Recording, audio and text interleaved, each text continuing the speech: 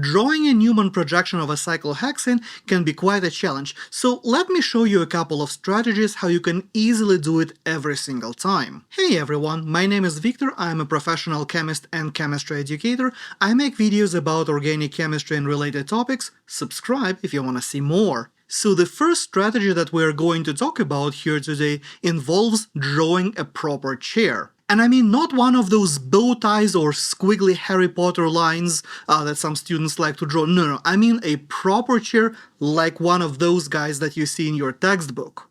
If you need a refresher on how it's done, I do have a dedicated tutorial, so I'll leave the link in the description below. So let's say we have this molecule over here. My step number 1 would be to draw the chair stem. So something like that. Next, I'm going to number my carbons. And as I've mentioned in many of my other tutorials on chairs and stereochemistry, it doesn't really matter how exactly you number your rings for as long as you're being consistent. So if I start from the top, I'm going to say 1, 2, 3, 4, 5, and 6 like that, and I personally like to number my chair from the top right corner, so I'm also going to go clockwise, numbering it 1, 2, 3, 4, 5, and 6. Next, we are going to add our substituents. On carbon number 1, on this guy, we have our methyl group, and we also have an implicit hydrogen. Since my methyl group is on the wedge, that means that this one is in the up position and the hydrogen is going to be in the down position. So I will draw the methyl group CH3 over here in the up position and my hydrogen over there in the down position. Now, similarly to my carbon number 2, we have the OH group, that one is on the dash, so that one is going to be in the down position, and we also have our implicit hydrogen. I am going to draw it over here, so that implicit hydrogen is going to be on the wedge, so that one is going to be the up position. So for carbon number 2, my positions are at this angle. In the up position I have the hydrogen, and in the down position we have the OH group, so I'm going to show those. Next, I have my chlorine at carbon number 4. Chlorine is on the dash, so that one is going to be the down position, and we have our implicit hydrogen over here. I'm going to draw that guy as well, so that one is going to be the up position. So for my carbon number 4, I will show where the groups belong. I will show my chlorine in the down position, my hydrogen in the up position like so. And finally, now I can move to my carbon number 5. Conveniently for us, we don't really have anything significant on our carbon number 5. We just have a couple of hydrogens. One is going to be in the up, one is going to be in the down position. So for my carbon number 5, I'm just going to outline those guys like so, where they belong angle-wise. Now, a really important thing that I want to emphasize here is that whenever you are drawing your chair, you want to make sure that the two bonds where the groups of interest are these edge bonds. And if your substituents are not on those atoms, you might want to renumber your chair stem and redraw those groups in different positions. And let me explain why. When I have my groups aligned like this, I have essentially already drawn 90% of my Newman projection. We have our couple of front atoms, this atom and this atom, so I have this portion of my molecule as the Newman projection, and same thing on the left side. And I have a couple of my back atoms. So for my back atoms, I have those ones and those groups. So essentially, I already have my Newman projection here.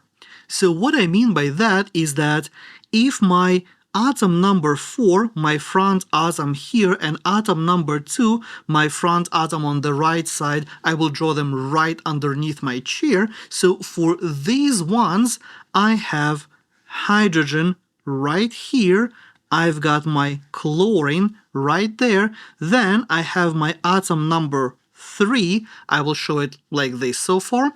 Then the one on the right side, I have my hydrogen on the right, I have my OH looking down, and again I have this atom number 3 in the middle. So for right now, for the simplicity's sake, I'm just going to remove these atom number 3 markings so they're not cluttering the picture. Now, moving on to my back atoms, my back atom on the left side, my atom number 5, that one has one hydrogen, and we have one more hydrogen, plus we have our atom number 6 going sort of like to the right and down. And same thing we're going to see on the right side over here as well. That's a horrible circle. Attempt number 2, that's marginally better. Okay, so for that one we have the CH3 looking up, we have hydrogen bottom right, and then again we're going back to our carbon number 6 going down. And essentially here you have your Newman projection. You have constructed that. We have the CH2 over here, that was our carbon number 3. We've got another CH2 down there, that was our carbon number 6. So the only thing that is left for me right now is just to take the right side of my picture and merge that a little bit closer to my other side, and there you have it. You've got a Newman projection for your 6-membered ring now. Pretty easy. And of course, similarly, you can do exactly the same thing for the other conformation if you were to do your chair flick. So as you can see, that was fairly simple. The only problem with this approach is that your ability of drawing a proper chair, that one is non-negotiable. But of course, drawing a chair requires a lot of practice, and especially at the beginning of the course, some students might not be as proficient with a good chair drawing as we would like them to be. So what are we going to do in this case? Well, luckily, there is the second technique that I'm going to show you that does not require a chair. Let's look at this example over here.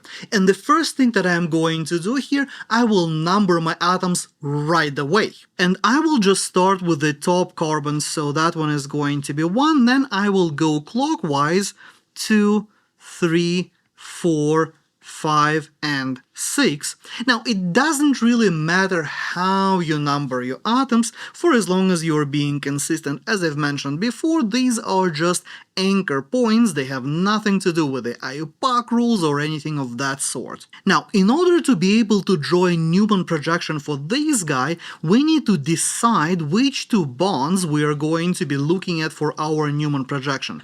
Of course, we want to make sure that those bonds contain our group, so in this case, those are going to be bond between atoms 1 and 2 and atom 4 and 5. And here is where the very important part of this method is going to come in, and it's you gotta decide which pair of atoms is going to be your pair of the front atoms and which pair is going to be the pair of the back atoms. So let's say we are going to say that the right side of my molecule as drawn, that one is going to be the front part of my molecule, which means that atom 2 and 4, the way I numbered my molecule, is going to be my pair of the front atoms, while atoms 1 and 5 in this case are going to be a pair of my back atoms. And now, in order to draw this Newman projection, what I would have to do, I will start by drawing the Newman projection stem right away for the 6-membered ring. And the way that guy looks like, we are going to start by drawing just a regular Newman projection in the staggered form. Then I will draw the second one, but here is the important part. When you are drawing your second Newman projection stem, make sure you do it in such a way as to have those guys essentially touching each other like that. And here you have a stem for a Newman projection of a 6-membered ring. Now, I remember that I've decided that my front atoms are atom number 2 and atom number 4. So just for my own sake, I'm going to say that this one is atom number 2 and this one over here is my atom number 4. From here, I'm just going to jump right away into looking where my groups are and putting them onto my molecule right away. So what I'm seeing on atom number 2, we have this isopropyl. That isopropyl is on the dash, so that one is the down position. Looking at my atom number 2 in the Newman projection, well, this part over here, that one is my down position, which means that I would have to draw my isopropyl over here. The other atom that we have on atom number 2 is the implicit hydrogen that we have over here. That one is on the wedge. That is the up position. So the up position is right here. So this is where I'm going to place my hydrogen on the front atom, on the atom number 2. Now, here is a super important part. Don't flip-flop your atoms, don't accidentally mismatch them. Be extremely careful where the atoms are so you don't accidentally put group on the wrong atom. Keep a very keen eye on that part. Now, same deal for my atom number 4. I have this methoxy group on the atom number 4. That guy is on the down, or in the down position, I should say. So I'm going to put this OCH3 on atom number 4 right over here. Then we also have the implicit hydrogen on the wedge, so that implicit hydrogen is in the up position. So I'm going to show my hydrogen right over here in the up position. And just so we are clear that whenever I am referring to the up and down position in the Newman projection, I'm looking at this horizon line over here, and everything above this horizon, that is my up positions. Everything below this horizon, those are my down positions. Alright, we're good with that part? Okay, so let's move to our back atoms. Now, for the back atom on the right side, I have atom number 1. We have the OH on the wedge, which means that the OH is in the up position, so I'm going to draw it right over here. And we also have an implicit hydrogen on the dash. That one is going to be in the down position, so I'm going to draw it right there. And likewise, for atom number 5, we have our bromine over here that is on the dash, that is a down position, which means that bromine goes onto my down position in the Newman projection. And finally, we have an implicit hydrogen over here as well. That implicit hydrogen is on the wedge, so that's going to be the up position. So I am going to put my hydrogen right over here in the up position, and there we go. We have our Newman projection. So let me move this guy a little bit like over here, so it's next to my molecule, and let's do one more example, shall we? So here is my molecule, and again, I'm just going to randomly assign my numbers to the atoms here. So I have atoms 1, 2, 3, 4, 5, and 6, like so. Now, in this case, I want to construct my Newman projection around atoms 6 and 1 and 4 and 3, because that's where my groups are, and those two bonds are parallel to each other, so that's how we're going to be seeing our Newman projection. So like in the previous case, I'm going to draw the stem for my Newman projection, and now I need to decide which side of my molecule is going to be front and which side of the molecule is going to be my back. Well, in this case, let's say that the left side is going to be our front, so the atoms 6 and 4 are going to be our front atoms, and the right side of our molecule is going to be back, so atoms 1 and 3 are going to be our back atoms. So my atom number 6 is on the left and atom number 4 is on the right. So starting with the atom number 4,